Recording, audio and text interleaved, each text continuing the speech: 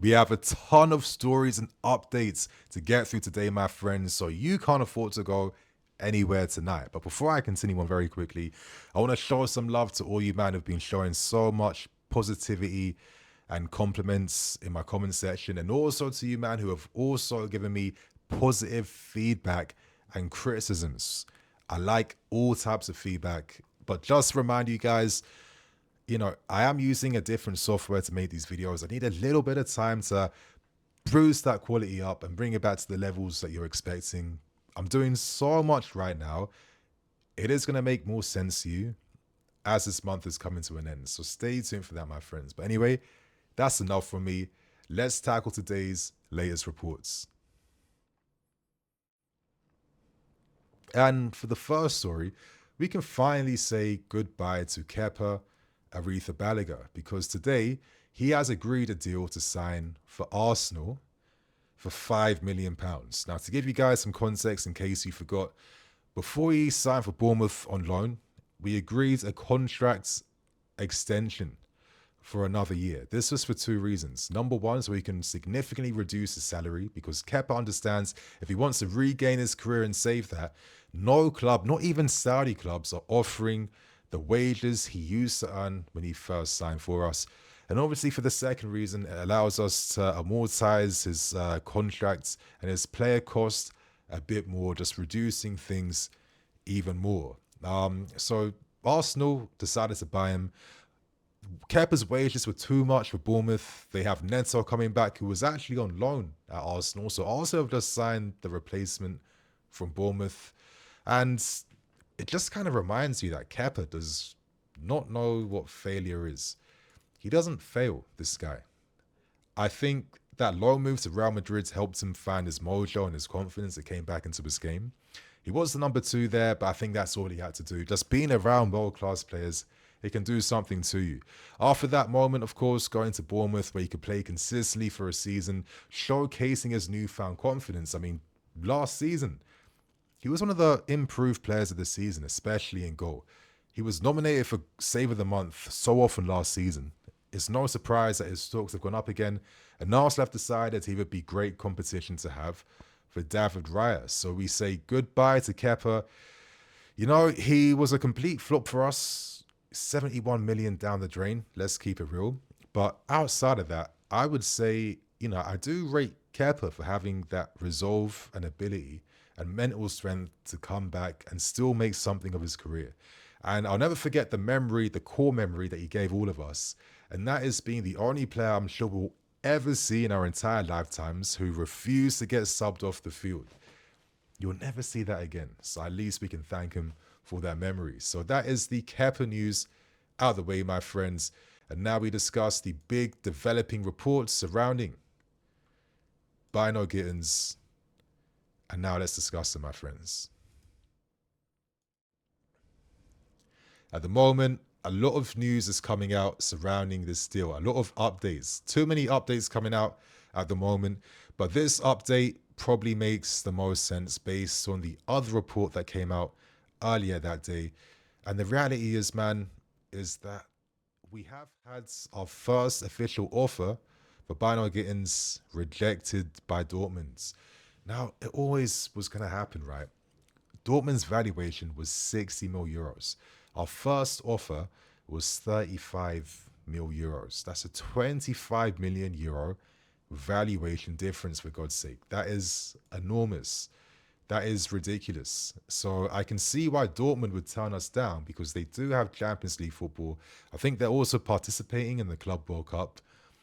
They're not desperate to have to sell for that less. I still believe they will sell them for less than their 60 mil, but we're starting the proceedings very, very low. It's been rejected already, and we've learned that we're set to come back again to make an improved bid. Now, I'd imagine that might be potentially add-ons that increase the value of this deal. Could we maybe increase our fixed fee from 35 mil to 40 mil? That's speculation on my part, but I think add-ons will be key here. I think the club believe that he can be bought for less. I think we can buy him for less. We're not going to pay 60 mil for Bynoe-Gittens. Dortmund can F off with that one. But I think the reason why we're doing that is because Dortmund right now are close to signing Joe Bellingham from Sunderland. And I think they believe, no, not they believe, they need to fund that move with a sale first. And that sale has to be Bynoe-Gittens because he is a pure profit sale for Dortmund. Purest profit in that sense, actually. They sign him for free from City's academy. When you got pure profit like this gives you flexibility to help reinvest in the team. And under Niko Kovac, with this new setup that he's introduced to Dortmund, they're going to need that. They're going to need that Gittens money. We're going to have to respect them, though. I'm hoping something closer to 45 million is fair and is enough because Dortmund need to make sure they secure Bellingham before other clubs turn up and snatch him away, because that's how the transfer game works. That's how clubs are that ruthless. That's how they move. So there's pressure on Dortmund to at least strike a better deal with us. And maybe this explains the transfer strategy of starting really, really low now to just force Dortmund now into having serious talks and serious conversations on where the middle ground is behind this deal. Because for ourselves, we want to make sure this move is done in time for the Club World Cup. I think the squad registration ends on Tuesday, actually, in a few days' time, in a handful of days' time. Maresca wants to have certain players in time. He's not going to get all the signings he wants. That's fine. But I think Maresca, as I was saying yesterday, he's swinging his balls a little bit now. He's been here for a year. He's survived the first year here. He wants to be a success here now. He needs that support. And I think this is why the club are moving in the right ways for him right now. So let's continue to watch these developments. I'm feeling pretty optimistic. I think that there is a possibility to sign Gittens for less money than Dortmund originally want to sell him for. And I don't think Dortmund have any right to do that because there isn't strong competition unless Arsenal surprise us and try to match our bids near the end. But that won't work now because Gittens wants to sign for us. He wants to come here. And that Man City-fication of Chelsea Football Club continues as we sign 2 former City grads to add to the other City grads that we have here already. If that's not going to be like the biggest selling point for any player, then I don't know what is, to be fair with you. So that's the latest surrounding Bynoe-Gittens, my friends. But right now, let's talk the latest on Hugo Ekitike. Now, with Hugo Ekitike, I suggest that you guys watch my big update yesterday, just giving you guys a lot of details, insights behind what is going on surrounding this deal. To move on, I do want to talk about Fabrice Hawkins' tweet. As he says, we're still considering. Considering is carrying the sentence. Yeah, I'm going to even highlight this. Keep considering in the back of your heads. I say this because I have my own personal opinions. I'm going to stress my own personal ones because this is how I'm kind of seeing the whole situation surrounding things. But to continue on, of course, we know about the meetings, all news. Nothing has been broken off yet. But the main thing is Frankfurt still want 100 million. They are not budging. They have CL. They don't have to sell. Ekitike, as I told you, he would like to obviously sign for a better club, but he's not going to force a move like that. You know, if you want him, you have to satisfy Frankfurt's demands. That's how he sees things. Otherwise, he's happy to back another season at Frankfurt because they have Champions League, because he knows his options are going to be open again in the following season because the guy is still very young. So that's the situation. I explained even more context in yesterday's video, so stay tuned for that. It does now mean that there are potential avenues that I personally think the club may decide to delve into right now. Now, for myself, I thought it was always unrealistic to expect all our big deals to be done before the Club World Cup. Listen, Delap and Nico Jackson is good enough for that tournament, yeah? We'll get through the group stage quite easily. The knockout rounds, that's going to be pretty interesting. But we have enough for that, and I think that makes the most sense, to be fair with you. But how I see things is that we are just going to, observe the market.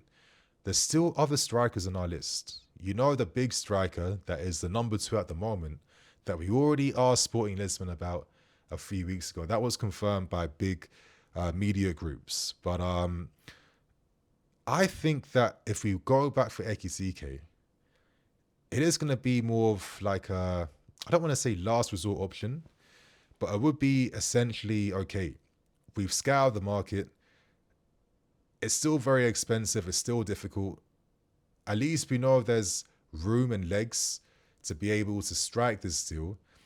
We could potentially decide to offer more money outside of our estimations for Ekitike. And at the moment, we value him at 80 mil euros. I've been saying that's around 69 million pounds. Of course, Frankfurt value him at 84 million. A middle ground could be found that satisfies things, but because the window is so early, we don't have to show our cards just yet. We don't have to do that. And I think that's the right thing, because we believe 100 mil is for the very best players that you're really breaking your wage bill and wage structure for. And Ekitike, even though he's got 3 ticks from the data team, the directors, and Enzo Maresca, you know, when you're getting quoted 70 mil in Jan and it's gone up by 30 mil, it's not making any sense, right? So rightfully, we shouldn't be paying that type of money. And I can kind of accept and understand that. But I don't think the club will close doors just yet. There's still plenty of this window left. Plenty of this window left. And things constantly change all the time. At the moment, I think it's right that we remain strong, because we have to show other negotiating clubs that we're talking to right now for players, we're not pushovers. We're not desperate. And we can't force our hands with something this high profile in the media right now. We got to play it smart, man. We got to think about what we're doing. But as the window goes on, as time goes on, you know, let's say, okay, maybe you sold Nico Jackson first. Because if you were considering matching that fee Frankfurt want, wouldn't you ideally want to sell some players first to have some guaranteed cash in, compared to showing your hands, overspending, and now you got another striker here, and let's say a Nico Jackson, and you're not getting the offers you hope to get for him, because clubs now know, you know what, you have to sell this guy, and we can buy him for less money. That's how it works when it comes to getting the very best possible deals. A lot of times, you can control the environment and the climate behind how good these deals are. So even though it might be annoying to some of us, because you think, I mean, did we not splash for Enzo's and Caicedo's? We splashed for Enzo because we wanted to make sure no other clubs was going to fight us for him. We were the only club at the time in that specific January window. We thought overpaying for his services, giving him the long-term deal, he will be here forever. We overpaid for Caicedo because Liverpool were competing, and that forced us to overpay to secure our top target. Not many options like that in the market exist outside of Alexander Isak if he became available, and that is the only player I think in the market we would pay happily 120 plus for a player of his ability, but not for Hugo. So let's continue to watch the space. Let's be a bit patient and let's see what happens. I don't think this move is over. I don't think we'll even go for our number 2 striker immediately, because Frankfurt aren't budging on their asking price. I just think this is one to just pay attention to. And in my opinion, this was always going to be a slow burner type of deal. So that's that out of the way, my friends. Let's now discuss some interesting reports surrounding a player that I like, but everyone says he's fallen off now, and that is Rafael Leao. Now, I guess to start with things, right, we got to go to some of the reports that's been coming out. And at the moment, we are learning that Rafael Leao does want out. He does want out of AC Milan. Now, when you're seeing all your boys leaving, going to pastures new, when you're seeing that Milan are kind of washed right now, they've kind of fallen off a bit. Financially, they are struggling real hard, yeah? You know, Theo's going. You're going to see Magnon leave. Reindeer's already left. This is a sinking ship at the moment. He knows that. And as we've learned, he's been offered to Bayern Munich for 60 mil. Bayern Munich have offered 60 mil plus a player for Rafael Leao. One of those players that was revealed was Kingsley Coman. The issue is that Coman's wages are too high, way past Milan's wage bill structure, so nothing can realistically happen there.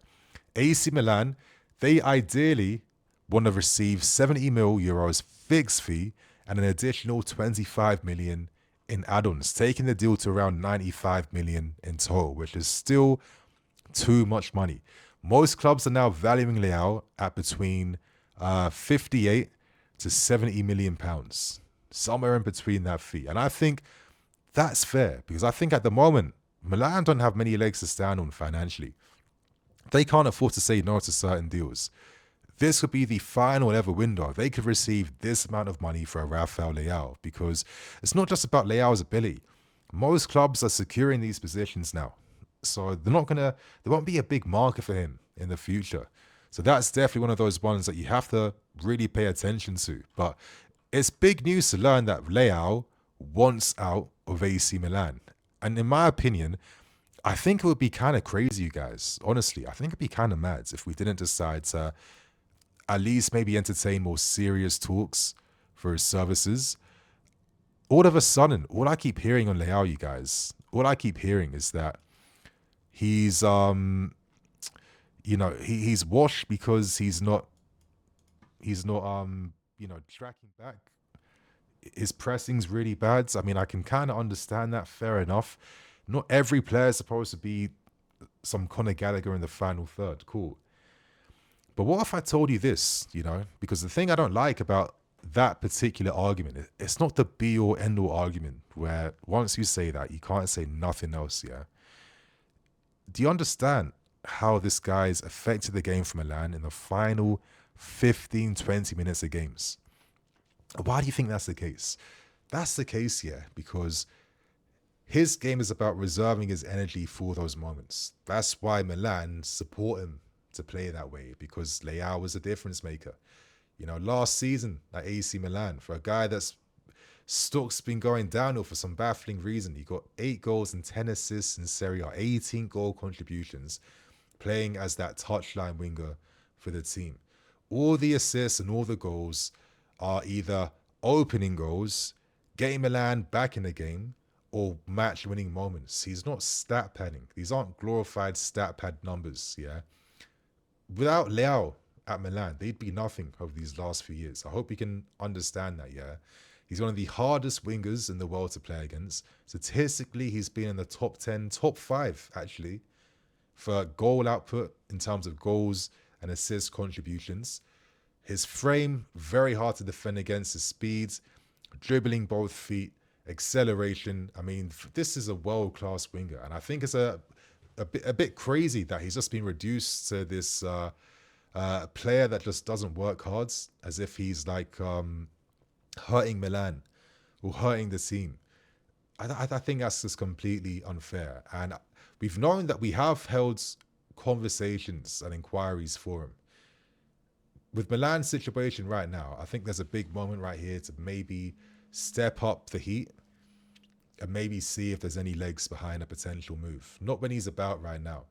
Now, if Milan were going to entertain 60 mil plus a player, and Bayern's wage demands, let's say like Goretzka and Coleman, the 2 players linked with a move there, were too high for their wage bill, we have players that can satisfy that. They've had long-term interest in Chukwuemeka.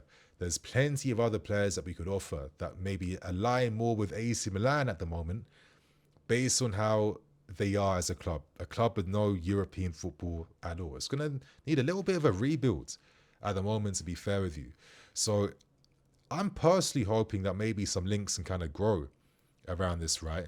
Because I think there's definitely something here. I think there's a player in Leao that could really offer us world-class consistency and ability down that side right now, yeah? So, let's continue to watch the space. Let's see what happens with this one, my friends. I think a lot of things are going to happen in this window.